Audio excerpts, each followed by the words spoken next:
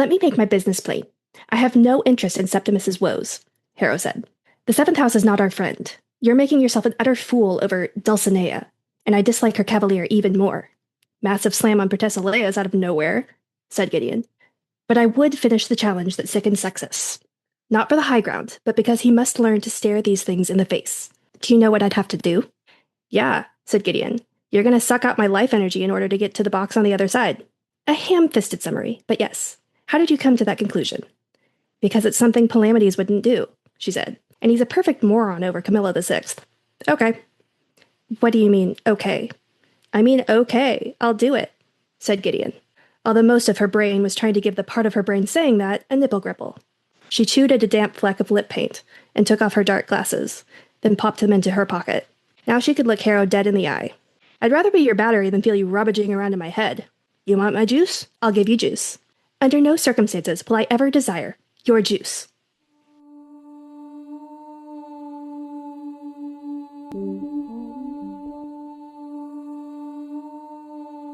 You're listening to Nun Pod with Left Grief. Episode 20. Avulsion! With an exclamation point.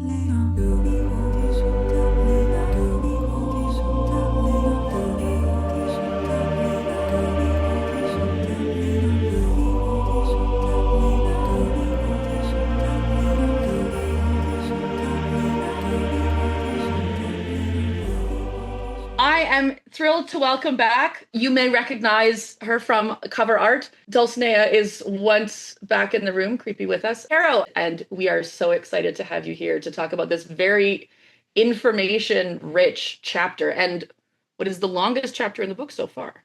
Yeah. Yay, yes, thank you. You can't get rid of me. I'm so excited. Oh, no. What is it about this chapter specifically that was really important to you to come back and talk with us about again?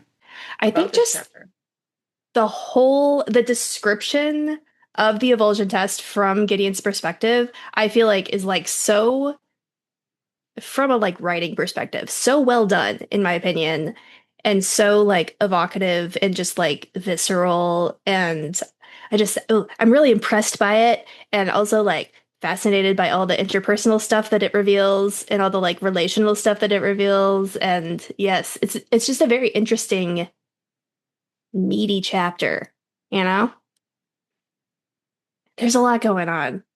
At the very beginning of this chapter, Harrow paints Gideon's face, which isn't how they normally do things, and Gideon just lets it happen. Mm-hmm. It's such an inversion of the first time Harrow painted her face, and it's this tenderness and intimacy, but it's also real awkward. Like, what a moment. Yeah, it's such an interesting, like she's really kind of taking care of Gideon in a way, both at the beginning and the end of this, which is not their usual relationship at all, but just in very different ways. Now, we've talked a lot about agency and instrumentalization of the body and their relationship, and there is a tenderness there, but I think there's also a little bit of a sinisterness of like Harrow realizing that she needs Gideon to do what Harrow's goals require to complete. Like Gideon is still, her body is still being treated the way it is in service to Harrow's priorities. Yeah, absolutely. Like this tenderness, this care is because Harrow realizes that losing Gideon means she will not become a Lyctor. She doesn't understand exactly why, but it has occurred to her that she actually really does need Gideon. You know, maybe it was in the room with the key with the dots and the curves that we haven't figured the symbol of. Like there's ways in which Harrow's come to this conclusion, but it's not like Harrow has suddenly decided that Gideon has real agency that she wants to respect. Do we think that that is slightly less true at the end? Because I think Caro probably does pretty genuinely feel pretty bad about Gideon almost dying there or maybe dying there at the end. And maybe that's a little bit more genuine of a taking care of response. But I don't know. You know, in the last few chapters, as the two of them have encountered these other models of Cavalier Necro relationships, they have been getting a little bit experimental. And part of that experimenting has been Harrow treating Gideon with more respect and honoring her agency more. And in this chapter, she promises Gideon 8.5 hours of sleep and gives her 8 hours and 25 minutes just sort of to be a bitch. Because she always lies.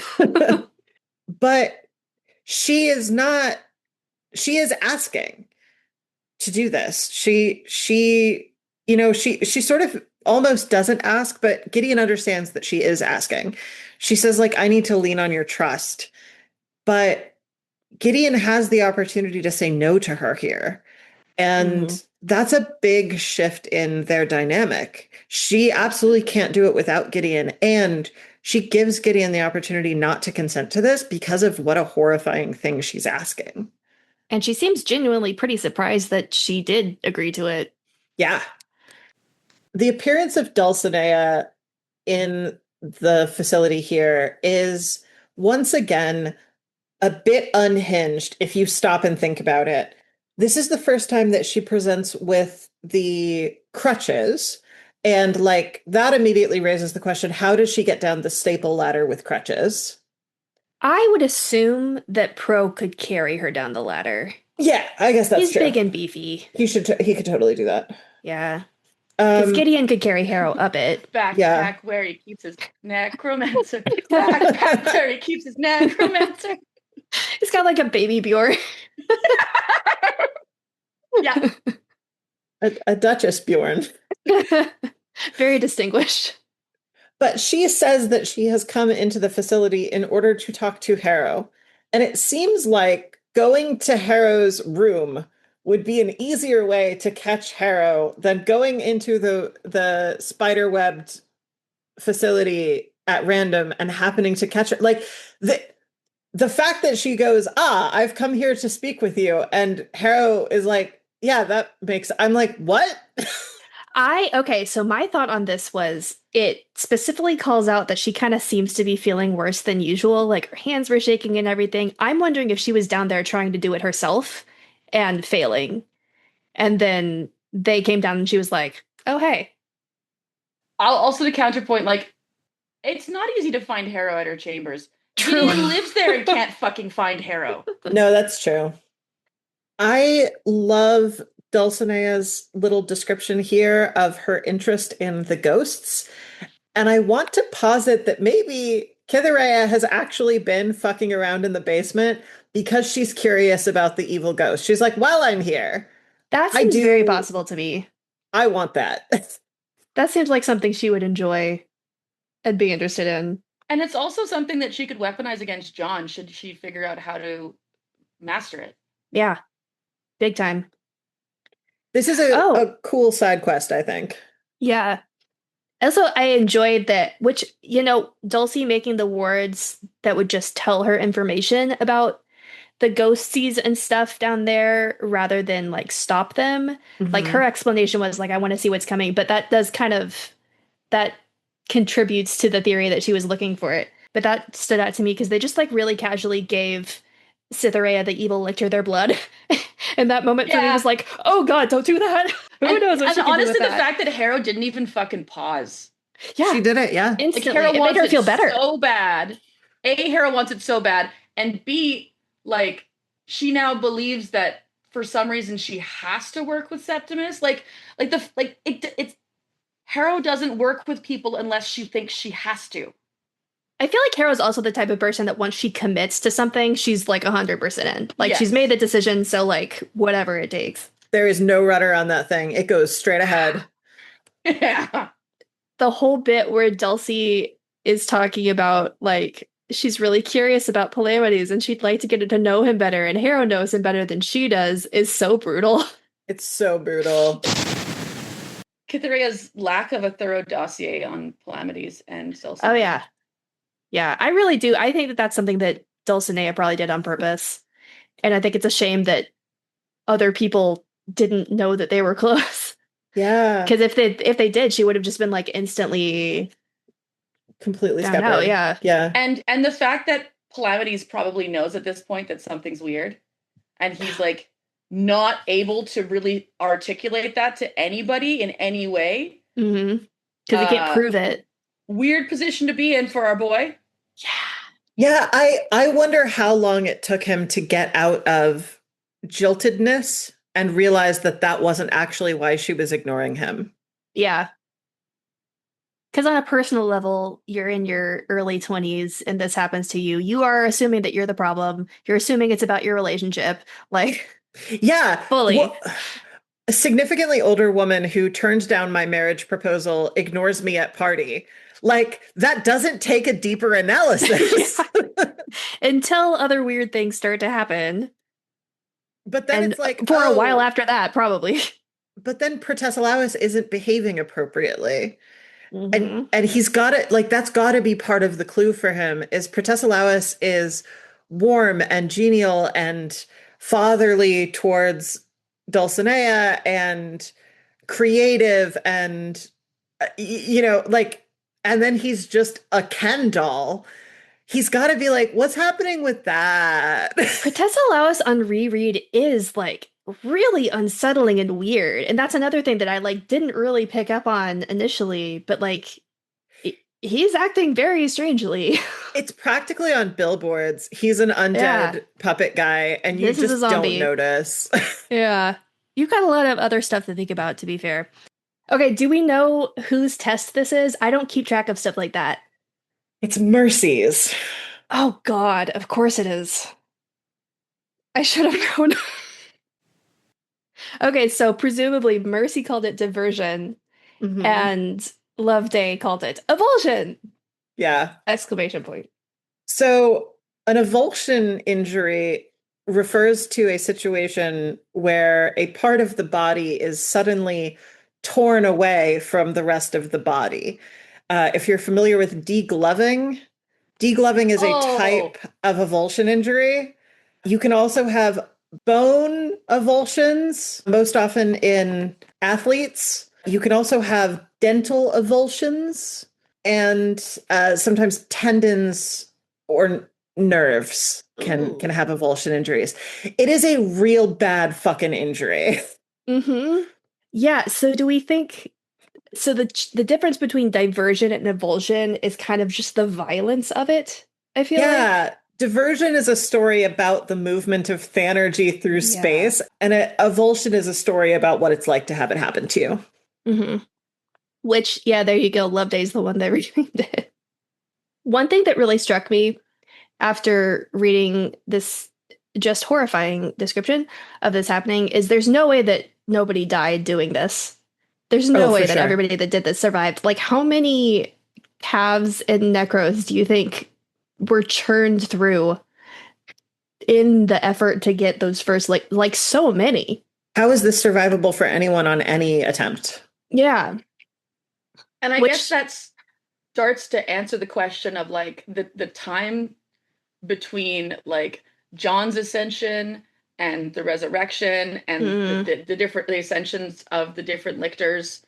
Like it was during that period of time, over time, that these people were churned through. And only after a great deal of experimentation, which would involve years of training for the individuals leading up to it. And like, if it's only the people of the like, are we only testing it on the heads of the houses? I think originally. I think that was just this batch, is at least my understanding. But I don't know how he was choosing people. It seems like they made these the tests after they became lictors to explain how to become a lictor. Yeah. Okay, because that first generation, it seems like he had 100% success rate, unless he was just leaving some dead friends out of his stories. So we figured this out a couple of episodes ago, I think last episode with Kit. Kit explained this to us. The generations don't work like that. So the first generation of lictors were pre-resurrection friends, but they weren't lictors yet. And the second generation of lictors were post-resurrection friends, but they all became lictors together. Okay, so he just made them immortal. He didn't make them lictors, and then they figured out the okay. Yeah, Okay, this makes I more had this sense. wrong in my head, but everybody became a lictor at the same time. Okay. I've just realized that Loveday was Cytherea's Cavalier and not Mercy's. I was saying that wrong. Yeah, Christabel. Oops. Take away my card.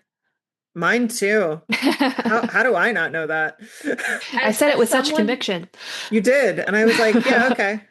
You guys say that, and I'm over here being like, I don't even know the names of all the Lyctor Cavaliers. Like, I don't even fucking know what you're talking about. Like, I, in some ways, like, don't retain enough of this to be able to hold those layers of readings in this and realize that puts me in a situation where, like, I incidentally erase, dehumanize, don't recognize the sacrifice of these cavaliers because I, as a reader, am not remembering their names. I'm not remembering their relationships. I'm not remembering how they fit into this story. So as I'm reading this, I remember the lictors, but like there are so many names to retain. And like this is kind of an interesting mechanism of the way this like dramatis personae works. It's so big. We see the central players of this story, but like we experience the erasure of the others. Ianthe kind of makes it clear that like she doesn't need Babs in the same way that Harrow might perceive that she needs Gideon. Like, you know, Ianthe has solved some of the other problems more on a theoretical basis. And I would imagine Harrow maybe might have picked up on that. And if Gideon had said no, Harrow still would have found a way to solve the puzzle. But she did want she did want a real yes. She's willing to see that there's more than one path and that which path is taken, Gideon, is a determining factor. And interestingly, in asking for a real yes, she is in this moment giving Gideon more agency than Palamedes gives Camilla. True. Because Pal is saying no on her behalf, which isn't giving her agency, because Cam probably would do it. She would, and that's rough. And that may even be why he, like, there's another angle of, like, he may understand that she would, and he doesn't want her to, so he is saying no on her behalf.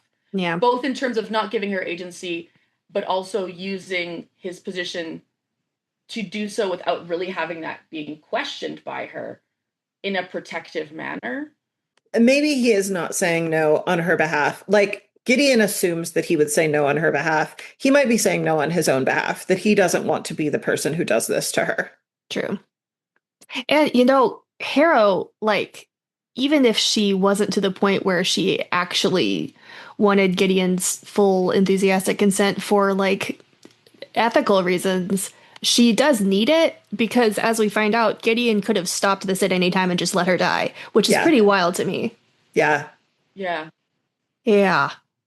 Gideon kind of has the power in the situation in a way, which is interesting. She does.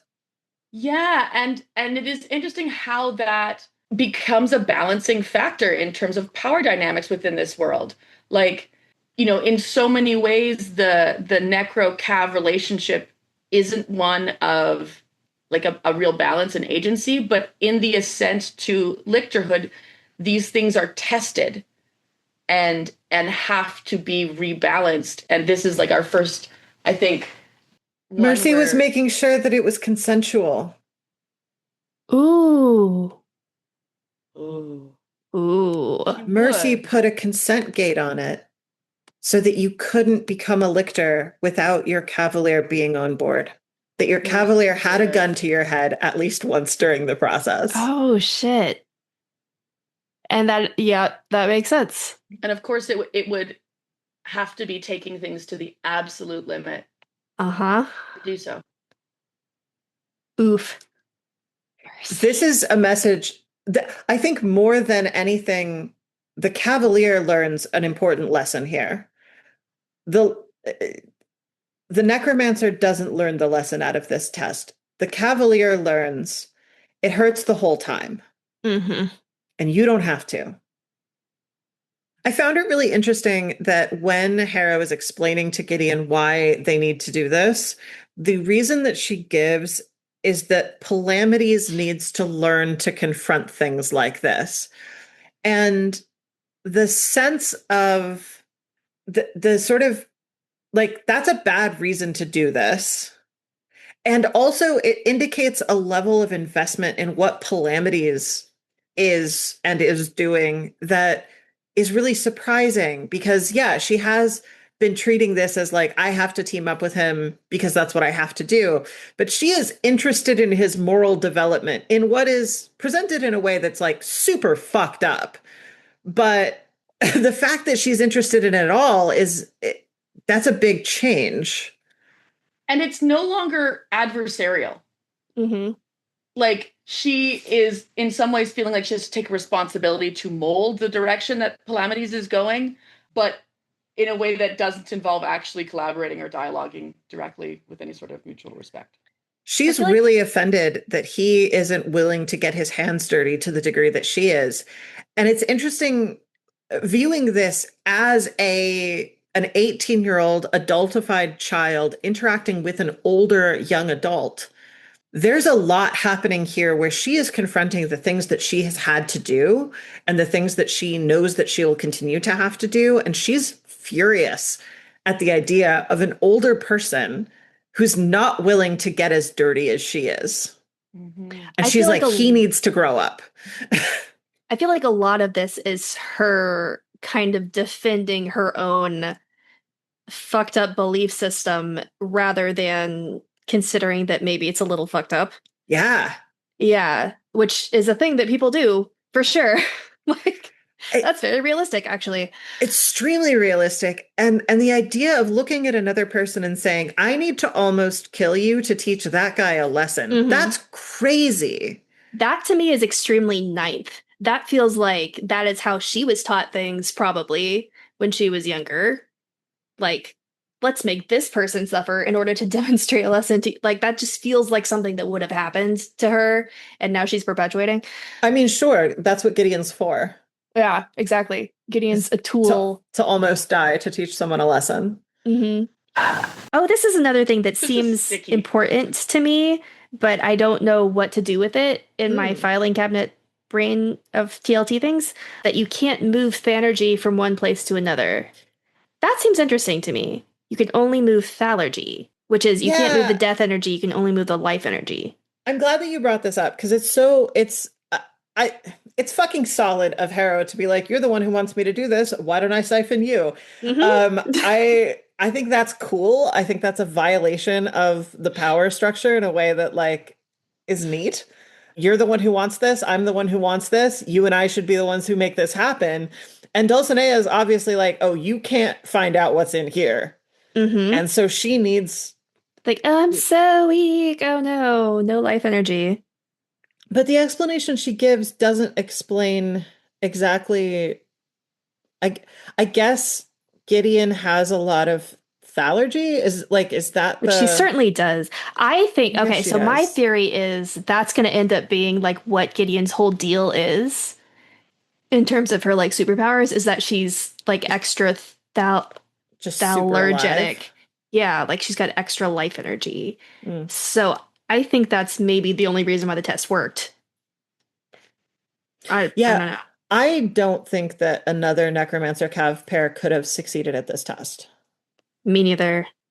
There's ambiguity about the pre-resurrection because of the name redaction. We don't know 100% that these are the people that we hear about, but the context on the person who made this puzzle. It seems like M is Mercy, but we don't actually know who Christabel, Mercy's Cavalier, is. Pre-resurrection, M has a really, really close relationship with a person who has no name, no initial, who is a nun, which helps us understand the 8th religious orientation. They were both Catholic, I believe. No, M was atheist, but they had this incredibly close relationship. M's nun is part of how John figured out that the soul is important to resurrection. she was the source of a lot of the key theoretical information for John figuring out how to do what he did to everyone. And her death was really important as well. And her willingness in that to like sacrifice and suffer for the cause, I feel like sort of makes sense for the horrible avulsion tests sort of thing. Like, I feel like that translates. It's also a little bit Catholic. Yes. As someone who is still a recovering Catholic. Yeah. Mm-hmm. And John really horribly wasted her death. She sacrificed herself for John's knowledge, and he just watched it happen and learned from watching it happen. But he didn't capture the soul when it left her body. He just watched it leave. Do you think he could have become a Lyctor with her? He could have. Yeah. That's interesting. And he just sort of, I mean, we're seeing this through John explaining it to Harrow in, so like, he could be lying. We don't know. But what we have been shown, and then she gets resurrected and sacrifices her life again for Mercy to become a Lyctor. And so the thing that we know about the Cavalier who went into this puzzle is that she was willing to die for this twice. Mm-hmm. I have had the sensation of like fully embodied religious faith. I don't carry that in my body these days, but it is an astonishing experience that leads to a kind of confidence that is incomparable, in my opinion. Like, I'm imagining Christabel dying the first time and then being resurrected and being like, I was fucking right. Like, like there's a part of her that like this conviction that she deeply felt that was not really held by a lot of her peers at this point. Like, it was really validating in some ways, but also knowing the kind of suffering that is part of the sacrifice and choice that she was making. Like, there's both the belief, which like, you know, the confirmation of what she knew, but then there's the very personal, like personality, temperament, values, individual choice that the cause was worthwhile, because the cause was not what was her belief. Like her belief was about the metaphysical reality of the world. The cause was her individual values as a person. And what's interesting is that Augustine describes her as a total delight, effervescent, kind to animals and children, a master of the sword, did not have the intellect you'd ordinarily find in a sandwich. Oh, that's so charming. So she is remembered as this incredibly sweet person who is both a hardline fanatic and like kind of a dummy. Feels kind of naive, I guess. They don't remember her as a genius who helped John one-on-one unlock resurrection, which is how John remembers her. They remember her as a really pleasant idiot. But she and Alfred, who was the Cavalier to Augustine, basically invented the Cavalier role together. And there's some suggestion that Augustine and Christabel understood what needed to happen for Lictorhood to happen. And Augustine and Mercymorn weren't willing to do it. And so they forced their hands. So we don't, I feel like, get much of an indication that John was like a particularly religious person pre everything going down. And I wonder if Christabel might have been more of an influence on like the very religious-y culture of the empire than one might think. Yeah. I do think he went to Catholic school or something. Okay, so he knew all of it. Yeah, I think he knew it, and I think he like had feelings about nuns. Talking back to the avulsion, that this is a consent test by Mercymorn, the fact that maybe she was forced into this process would make even more sense that she would, in, distilling and crystallizing this knowledge into a test that can reproduce these skills and this knowledge, absolutely she'd be like, well, they fucked me over and I'm not going to let them do it to someone else. Mm-hmm. Yeah. And she gives that energy off a lot. Yeah. Mm-hmm. Both the Necromancer and the Cavalier have to really want to get through this project. Yeah. And be like very capable. I feel like you could very easily be a true believer and be all in and just not be capable enough to do it. Like these are very difficult tests. Yeah, I think that we come back to, is this actually a solvable puzzle? Because Gideon is not a normal girl. And nobody else does this one, do they? Not to our knowledge. Yeah. I don't know how anybody else could. Pal doesn't think anybody else could. So that even further reinforces the idea that this is by Mercy Morn's design. If that's the case, then she's basically saying no one's going to get through. Which I would buy. I would totally buy that she would do that. And she's built in a fail. Mm-hmm. Yeah. Sabotage the process. Broke it. It's possible that this was sort of the earliest rebellion from Mercy Morn. Mm-hmm. I've built a very cool puzzle that will kill anyone willing to solve it. Yep. That's very Mercy Morn energy. One of those, if you want it this bad, you shouldn't have it sort of situations. If you're willing to do what it takes to open this box, I am going to burn you alive. Yep. Fair, honestly. Speaking of, the description that we get of how the eighth siphoning works in juxtaposition to how the Avulsion thing works finally unlocked for me what the fuck happens with Colum at the end. Like I'd never understood it before, and I was like, oh, it leaves an empty space and then it went into the empty space. I was like, thank you. That always confused me so much. Yeah. When teacher talks about emptying him in previous chapters, I had assumed it meant draining him, like emptying him of his stuff. No, the soul is just like ditched, just like go over there.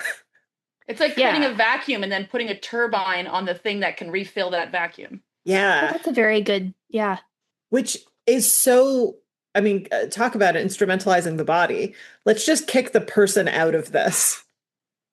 But yeah, the second house thing is scary.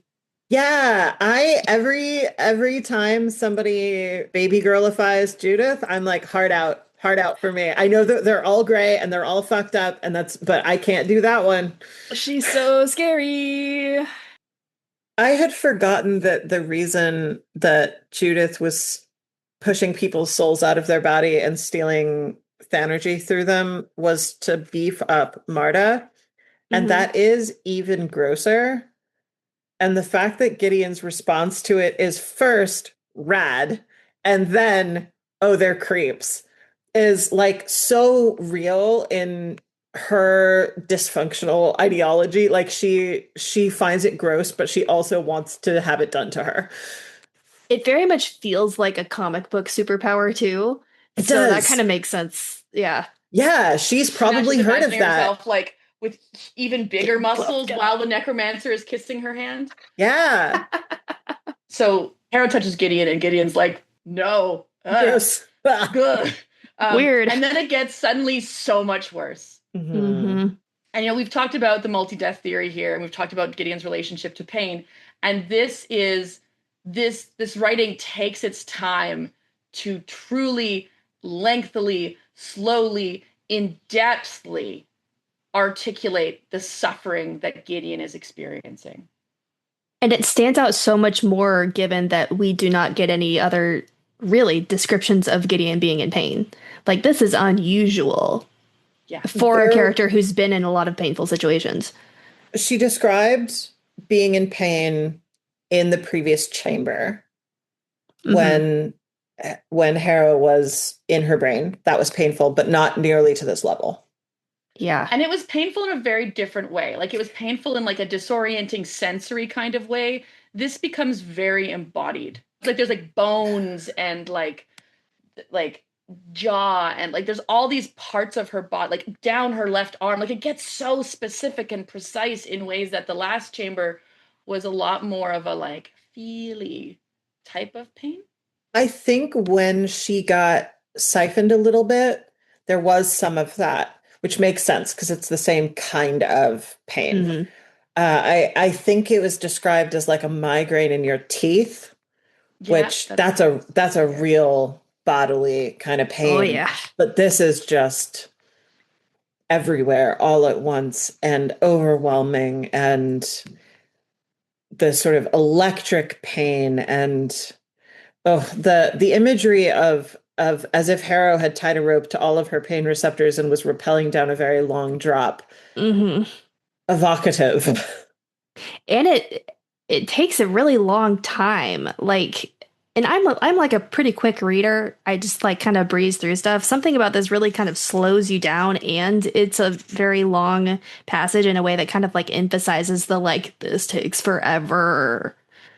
I would be curious if one were to kind of count the amount of time and that something in World would take versus the amount of pages that it would take. I would feel comfortable saying that this is the shortest amount of time for the most amount of pages that we've seen so far. Oh yeah, for sure. This is described moment by moment in excruciating detail. Yeah, we and in the previous few chapters, in the post Magnus and Abigail wet laundry scene, there starts with this time dilation. Writing starts to appear more and more, but this is like we're getting little flecks of a different timeline when like we get some speech from Dulcinea, but then we get, and it's like one line, and then it's a whole paragraph of just like, here's another excruciating way that Gideon is feeling pain and is like losing touch with reality and being a person. I would love to know like what the actual like time it is that this would take. Like 100 meter, that's like football field-ish. You gotta think she's moving pretty fast. And then she's got to figure out a puzzle with the key. And then she's got to sprint back. So it does sound like she's walking a little bit slowly because she's having to push through the pain. But then she does. Yeah. It takes approximately 2 to 3 minutes to slowly walk 100 meters. Okay. That's a long time if you're going to die in 3 seconds otherwise. Yeah. And if Palamedes is right that you can survive this for 3 minutes, that's not quite enough time. The average person can run... Palamedes said 3 seconds. Oh, he said 3 I believe. seconds? Yeah. The average person can run 100 meters in maybe 20 seconds. Mm-hmm. Which we know that the average necromancer is not as fast as the average regular person. Yeah. So her sprinting back, I don't know. But on the outside, this is definitely less than 10 minutes. And there's also like stages of this as well that I would be very curious how they map to like the stages of someone's body shutting down during death. Yeah. Because there's a wet stage and then there's a dry stage. Yeah. Yeah. I feel like that was probably researched in the course of this, I would guess. It feels very specific. Yeah, the language feels very like there's like, things are starting to disintegrate in terms of like integrity of keeping the moisture inside your body. And this continues until you reach a point of existing in a state of dehydration that is like a core part of your sensory experience. You're like, all of my wet is oozing out, and now I am made of dry. And then not being able to dry, see feels like a very distinct phase as well. The idea of the blood transfusion feel of loss is a really, really interesting construction because it tells us something about how Gideon has understood or experienced blood transfusion. From the donor direction, yeah. It takes a lot of blood loss before you feel it like that. And receiving a blood transfusion feels amazing. If you need a blood transfusion, getting a bunch of blood feels like becoming a superhero. Who do you think she gave her blood to? That's a great question. Probably just fucking anybody that needed it. That's what I would guess. Mm. She was just a healthy person with blood inside. Oof. bag. I feel like a lot of the body horror in Fury Road matches up pretty well to the body horror in TLT.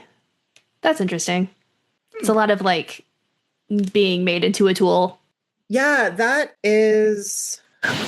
V is feminist writer, best known for the vagina monologues, and Ooh. was heavily involved with the development of Mad Max Fury Road. And so the feminist propaganda of that film is deeply intentional and Oh, that's cool. highly like purposeful and careful in its construction.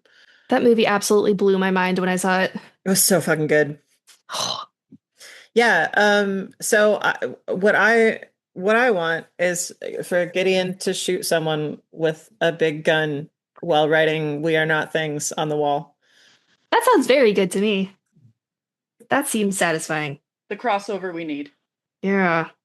I wonder if anybody's done a Fury Road TLT crossover fic. Probably. There's a lot of fic out there. In this episode's edition of "We will genuinely give you money if you make this art for us," Silas Octokizaron Warboy edition. The color language in Gideon's experience of pain is really, really interesting. The sort of gray and gold and then just gray as she's kind of going through these stages. As she's dying. She's for sure dying. Does this line up with them going into the river? I wonder. I want to read the scene of them driving through the river in Nona and see if some of the language and description lines up with this of her dying, because it should. I think. Interesting question. I wonder if it does. So as she is dying and suffering, and this goes on for 3 solid pages and then some on either side. This is, as you said, so long. Harrow stumbles, and I remember in first reading, this was maybe the most scared I had been so far. Yeah. The tension in the scene is very intense. Yeah.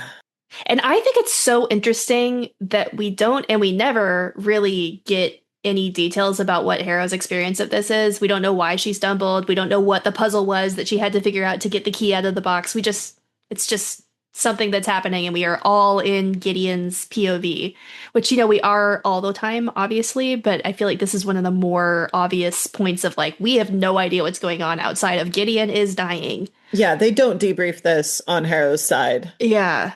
I don't think Gideon probably was super curious about, but I took like the slowness of her moving, given the stakes, how slow she's walking for most of this, and then the fact that she stumbled tells me that it is hurting the whole time for her as well. Mm-hmm. And it's not clear how bad, and it seems like it can't be as bad because Gideon is literally screaming without meaning to, and like you couldn't probably walk in that situation. But it seems like this was also a really, really bad experience for Harrow. I feel like I could see it being physically painful for Harrow, or I could see it being requiring great concentration also as an alternative. Or like at some point, Cytherea like covers Gideon's mouth because she's like, she has to concentrate. I could also see it being like she can hear Gideon screaming over there, and it's like fucking with her brain, and she's like panicking. Or I think all of them, yeah. all of them for sure. Yeah, and knowing that we've led to Harrow's stumble with like 2.5 pages of excruciating detail about pain. So it really sets up that tension, and yeah, that question of like of why. And when Harrow stumbles, Gideon kind of like pushes a little bit more juice to her too, which might have helped her like go faster after. I don't know. Why do you think that Cytherea was worried that Harrow would break the key? It's got to be something about the puzzle, right? There's something that maybe requires. Know about the puzzle? Yeah, I mean, she was there when it was created. Oh, I think Cytherea could tell anyone anything that they wanted to know about the puzzle, but she couldn't share the information about how to solve the puzzle box without explaining how she knows that. Yeah, because she can't have been over there to look at it unless maybe somebody showed it to her when they were making it before they put it over on the other side. Yeah. So I think this continues to enforce the theory that like this is a very anxiety-inducing experience for Cytherea. Like that is more of a tell than maybe she's offered so far at all in terms of like how the fuck would she know? Why would she be worrying about that? Or maybe that's something that as they were developing the test, people kept breaking the keys when they were testing out the puzzle. Or maybe Mercy told her that the puzzle is designed to be virtually unwinnable. So Yeah. even if you get all the way across, you're just going to fuck it up again anyway. Yeah. Which is so mean. Come on, Mercy. I mean, it's not mean. It's like insurance. True. I'm really tempted by the explanation that this is rebellion. Yeah. It makes sense because this is like so impossible. It's crazy. If your goal is for people to succeed at this is a bad test. Or if your goal is for people to learn from this, it's a terrible test. Unless you're teaching the Cav. Yeah. To fucking leave and never look back. Yeah. Yeah. Hey, have you ever seriously thought about the fact that your best friend is willing to eat you? Mm-hmm. Maybe you should sit with that for a minute. Yeah. Or let me give you like 3 to 5 minutes of excruciating pain to sit with that. Of a preview of what your entire rest of existence might be. And I think there's actually a little bit of oscillation that happens here because we see it escalate because at some point she's identifying the voice as Dulcinea's, and at some point she loses even that. Yes. It's really, and then it does, she comes back. It does kind of have like a little bit of a childbirth feel to me, which is funny because it is very much like waves. Mm-hmm. Yeah. I think also the sense of time is also parallel to childbirth experiences as well. Mm-hmm. The way that people support people during arcs of pain like this has been researched in really interesting ways, like where the emphasis is put in terms of the support changes the memory. Next time I attend a birth, I'm just going to hold their hand and be like, remember this and don't let anyone do this to you ever again. It's decent advice, honestly. As the test proceeds, Cytherea is cradling Gideon and talking through this with her. And the things that she says are a little chaotic. And it's really hard to read what the fuck she's trying to accomplish in this scene. And I found myself going back and forth as I was reading between like, oh, see, she's trying to get them killed. She's trying to get Gideon killed. She's trying to get Harrow killed. This is a way of knocking out her opponent. And then I was like, one line later, like, no, she's trying to get the key. She really wants the key.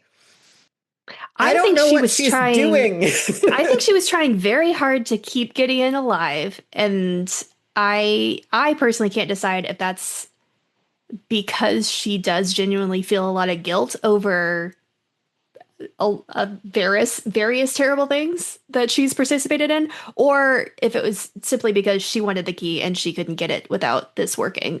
Or maybe a little bit of both. I don't know. You know, is this guilt over what was currently happening to Gideon? Was this guilt over what she knew she was going to do to everybody here? Or guilt over the fifth? Or guilt over her own cavalier? Like, because I do think she probably could not get it on her own. I do think that that's true. And I wonder if she isn't genuinely going back and forth a little bit internally. If there are moments where she's saying, you know, you could just die. You could just die. And then immediately is like, but don't. You could, it would be so easy, but don't. I imagine, you know, the last time that she was familiar with this room was kind of during an intense time in her life. Mm-hmm. And being back here and seeing this happen and seeing it happen to literal children would not waver her conviction, but would bring up a lot of complicated feelings. And for her to retain that initial motivation that brought her here to the first, while also like trying to, like, that is a complex set of motivations and feelings to navigate. Like, it makes sense that she would be oscillating wildly. Yeah. Like, even like some of the things mean, like we've touched on like 3 different pieces of like genuine concern and compassion for Gideon, a desire to convey the fact that she doesn't have to do this, and then needing to fulfill her own goals. And some of these things mean more than one of these things at once. Mm-hmm. Yeah, I could see this both making her feel terrible about a lot of things and also strengthening her resolve to fight God about it. Yeah. Like, this is terrible. Yeah, the moment where she says, "I'm so sorry, this is all my fault. I'm so sorry." It's easy to read that as because she asked them to do it, like very straightforwardly, but like, no, this is all her fault. Mm-hmm. How is this all her fault if this was Mercy's test? Because It's not all her fault, but she project. she was part of creating it, I think is. Yeah, the thing where the team project bit to me is like, we take so much. Yeah. Mm-hmm. Like, it's not we the necromancers, it's me the Lyctor. Mm-hmm. And I think that we is really capacious. It has we the necromancers, it has we the lictors, it has we the empire, it has we the first house. It has sort of all of that at once. Mm-hmm. Yeah.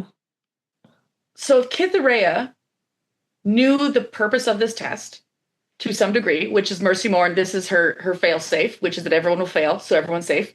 Well, and half of them are. Yeah. Except if your calf dies, you do also die. Yeah.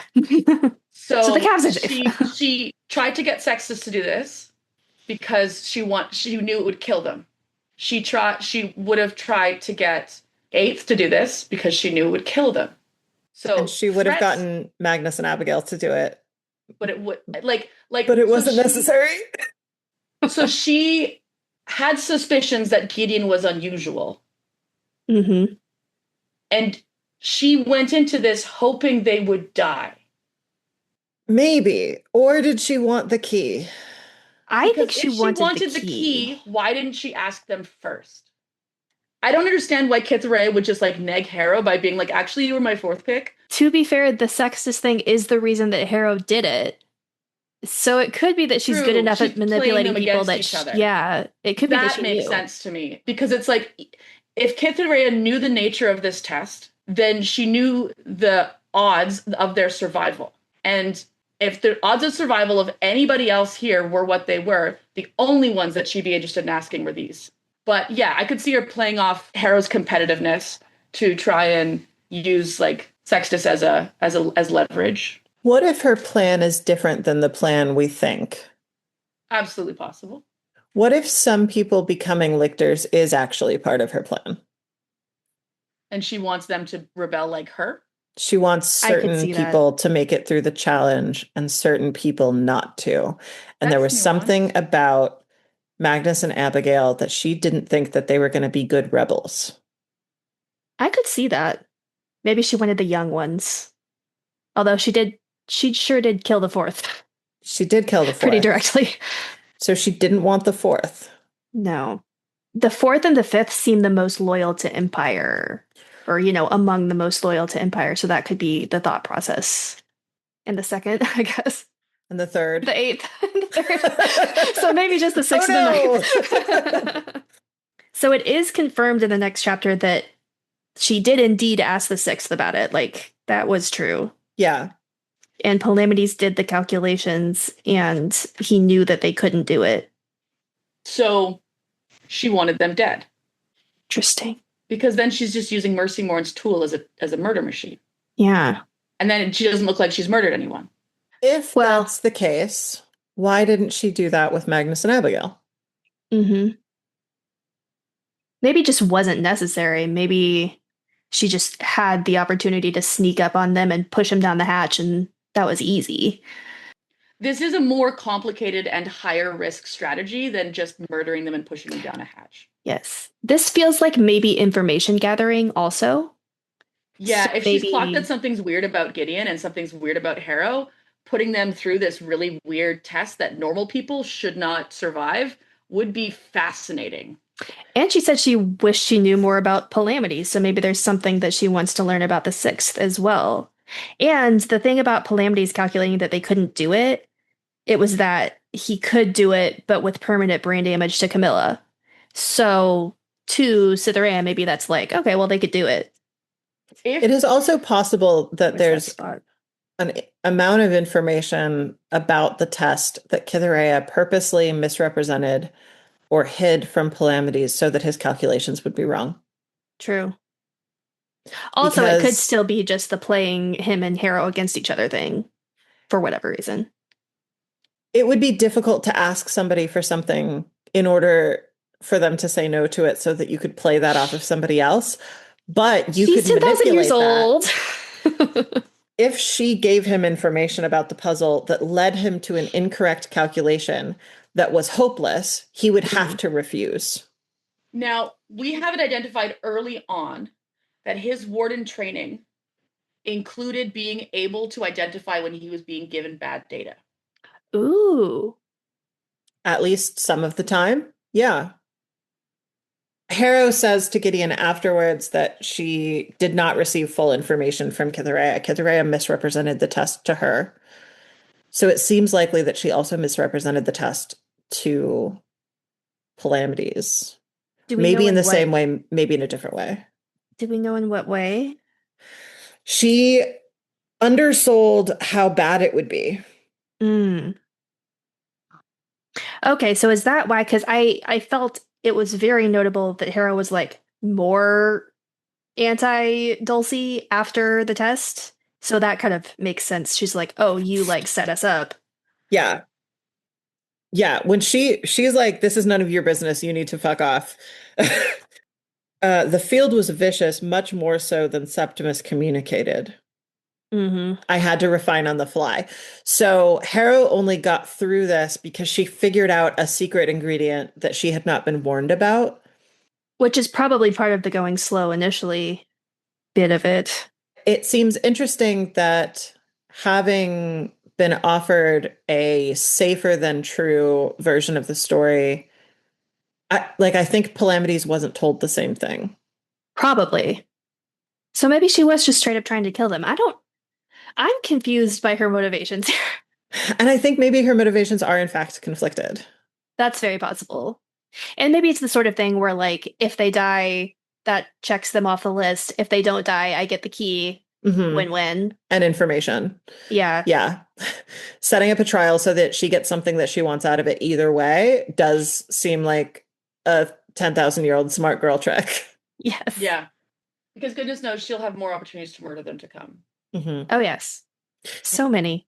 And if she thought that, if we think that Palamedes' calculations were accurate, then maybe she thinks that what she's doing is nerfing Gideon and turning Gideon into just a battery. That's a good point. It is possible that one of the outcomes she imagined from this was giving God his unexpected child severely cognitively damaged. Which I would imagine she would take great satisfaction in. So I think that Gideon dies in this scene. I think that this is the first, for sure, she dies in front of us. And my evidence is it says that in the text. Yeah. It just tells us that. No, I am all on board the multi-death theory. I think it makes so much sense in this. If anything is a death, this is a death for sure, I think. I didn't know about the multi-death theory until we started recording this podcast, and this fucking writing confused me so much. I was like, wait, what? But it contextualizes her relationship with pain. It contextualizes her relationship with permanence. It contextualizes her relationship with her body. It adds, makes so many things make more sense when her experience is that she doesn't know that she has died many times before. She just thinks this is normal because she's literally never had any contrasting experience. Also, she says it felt a hell of a lot like dying, which kind of suggests that she knows what dying feels like, so... Sometimes your body tells you that you're dying. That's true. A lot of people who are at the end of their life know that they're dying, know that they're about to die. When the dying process happens more slowly, people often are able to communicate that they know that they're dying. And sometimes when something is really, really wrong in your body, the thing that your body tells you is you are dying. And I have had that, and it is weird because it's not, I feel so bad that I think logically that I might die. It is, I feel like I'm dying. It's an instinctive feeling. And for me, impending doom. Yeah, I have also had that. Impending doom is a real symptom.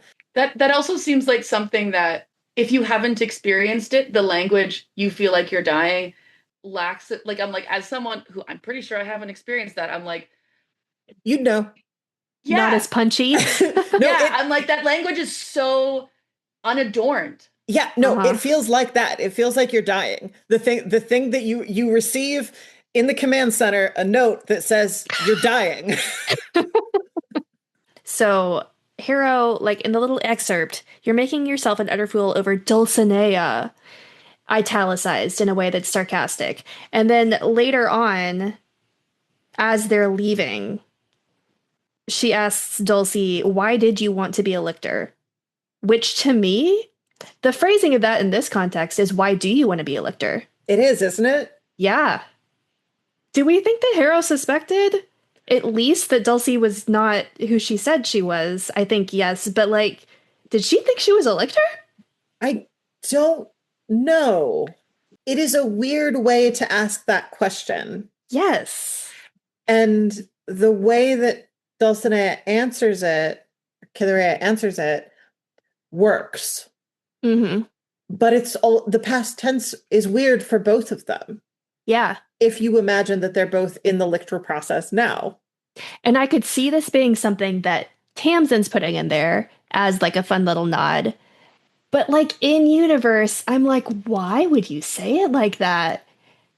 There's also a moment at the beginning as they're coming into the chamber with Dulcinea and Protesilaus where Gideon makes a note that Harrow oddly hurries away from her in order to chat with Protesilaus. Yes. So Harrow is definitely investigating him. And, you know, Harrow has quite a bit of experience puppeting. For sure, she's clocked this by now. Yes. I think that she definitely figured that out at this point. So she knows that Dulcinea is lying about at least some stuff. Mm-hmm. And I'm sure she's remembering the discrepancy on arrival and going, okay, the discrepancy is this is not a guy. There's not two souls on board this aircraft. You have the wrong number of living people. So I think that would make anyone very reasonably suspicious. Mm-hmm.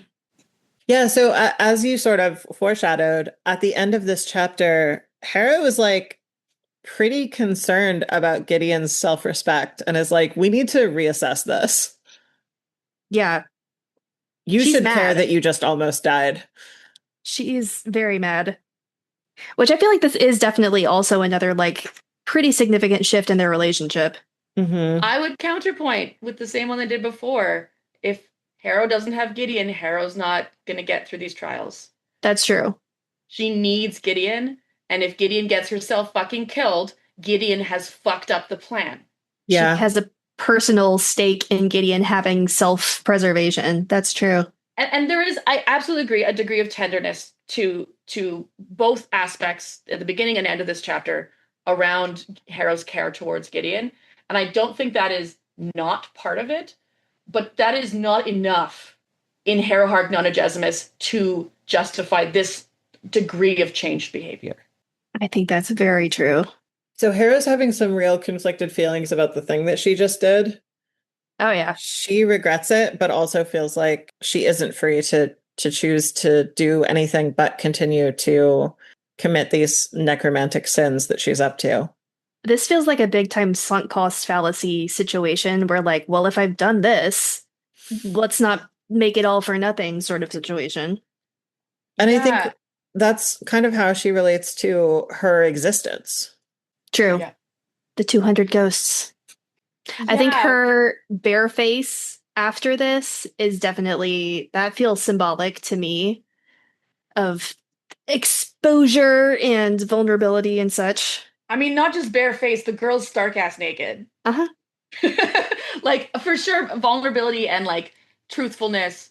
And I think there's also this like peeling back the formality and the protocol that allows her own thoughts to come through and her own personality to come through in a way that like she is questioning, not just like she regrets what she's done, but I think you start to see her realizing her position within this whole larger structure.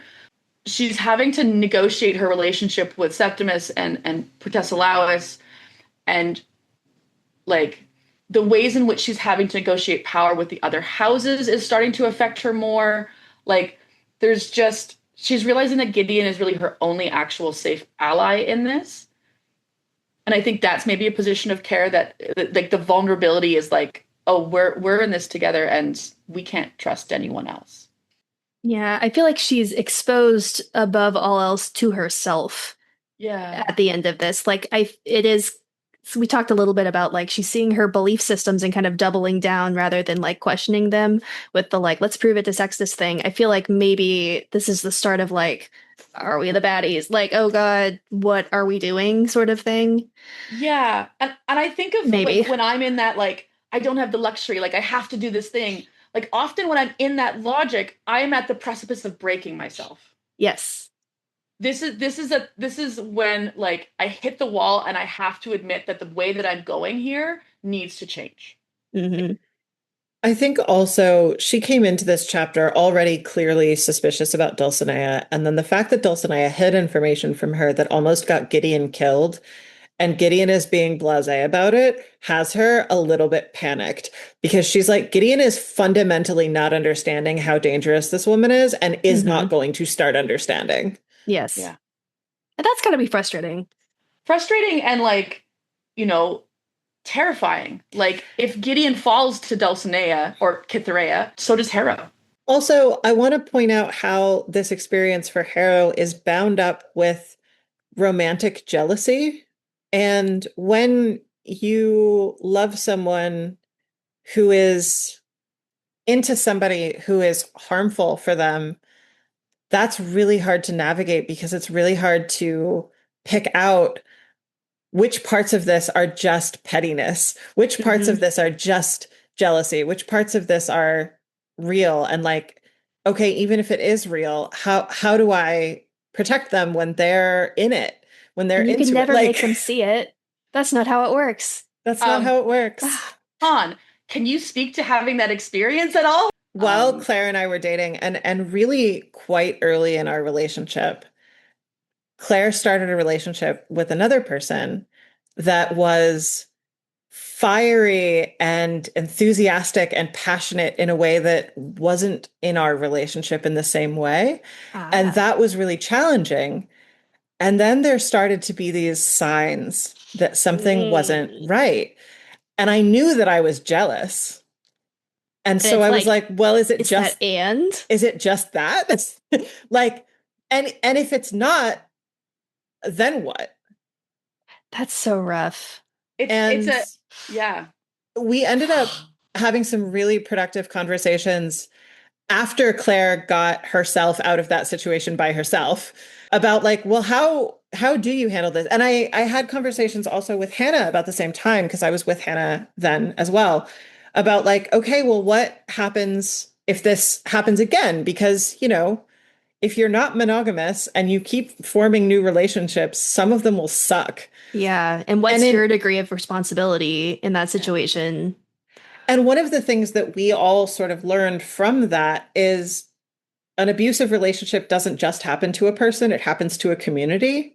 And a few years later, I got into an abusive relationship and I was able to get out of it pretty quickly. And part of that was because we kind of had more tools by then about how to respond, and also like how to keep yourself safe from someone else's abuser. And I think that's where like a framework of looking at community and relationships as ecosystems started to emerge. Like, yeah. And to like pull it back into the podcast language, like when you look at the isolation that Harrow and Gideon are experiencing here, and the fact that these consequences only really affect each other, they don't have a larger set of people to contextualize, you know, if Cytherea is playing the different people against each other, she may be the only one who has a larger sense of context. You know, Magnus and Abigail may have been, like, I still think partially a threat because they showed promise of creating social unity, creating a social ecosystem in which they could evaluate the consequences of the position that they were in here on the first. Yeah, there's a lot of stuff that wouldn't have happened if people were just communicating. Yes, absolutely. And if Gideon had had a friend who didn't have a crush on her, who loved her, who she could trust, who could say, hey, I know that this lady looks at you real sweet. This lady is not sweet. Mm-hmm. That would have changed things for her. But she already has this tension with Harrow. And so when Harrow's like, I don't like when she looks at you like that, she's like, well, I don't like when she looks at you like that. Yeah. Yeah, they're two children without a larger supportive environment. And we're seeing so many things happen to them because there's no sounding board for them to realize that this isn't a normal thing.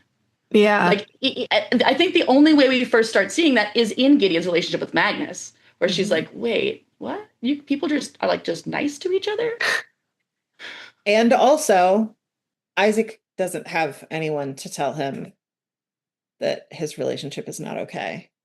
Mm-hmm. And Jean-Marie doesn't have anyone to tell her that her relationship is not okay. Yeah. Everybody's so fucked up. Everybody's so fucked up. So fucked up. The subtitle of the series. The Lock Tomb. Everybody's so fucked up. Yeah. I have so much to say about just like everything in this book. And I appreciate that y'all have given me a vehicle to do so a little bit. You are welcome to come yap with us literally anytime.